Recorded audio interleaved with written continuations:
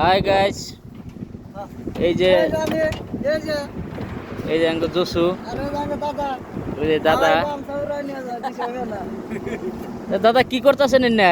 গরম ধরে হলে গামছা। হ্যাঁ, তার মানে কইেন না আর কি করবো, ইরিতানের পিছন গুনে থেকে গেছিলাম। হ্যাঁ, আসতে এলা দেরি হয়ে গেছে গা।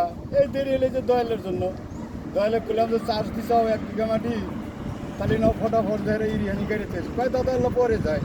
আর যদি পিছন না লয়ে গেছে গা, কারণ তার মধ্যে কিছু দিয়া কালা করতেছে।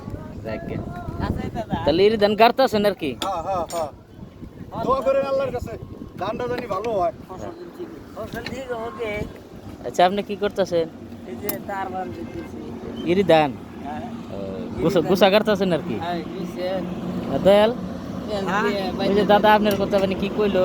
ও তো আমি বিছুন ফালাই থেকে গেছিলাম, মাইসে দিয়ে বিছুন বড় বড় হয়েছে, এখন বুড়া হয়ে গেছে বিছুন, তা তো না খেয়া যদি চাষ করছি ভাই গাড়া তো নাকবই।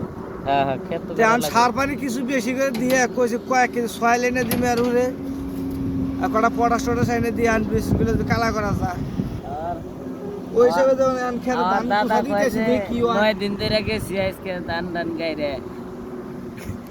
ধানের যে অবস্থা দিয়ে দিয়ে গেছিলাম, না লাগে গা। আইসে দেখি পিছন না লয়ে গেছে গা, কি করবো? কবি এখন তুই দাদা নাতিয়ে ঠেলা গোছাইছি এরই মধ্যে আওরা কাওরা চার্জ দিয়ে পিছন করে গাইরে তুই।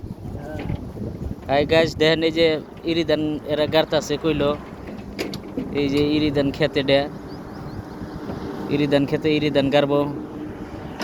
ওই যে আর একটা বোতল নিয়ে, ওই বোতল নিয়ে কোন যান?